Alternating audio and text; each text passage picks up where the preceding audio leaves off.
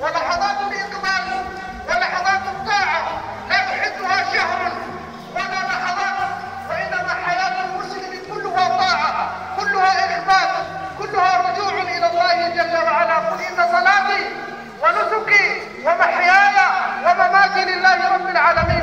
فإن لحظات رمضان انقضت، لكن بقيت فينا حلاوته ولذته وطاعته، بقي فينا إحساسنا بالصيام وهو يتجدد عند المسلم في 6 من شوال. فالذي يلحق رمضان ب6 من شوال إنما هو محب للطاعة، محب للصيام، وهذا يا رعاكم الله دليل على قبول العمل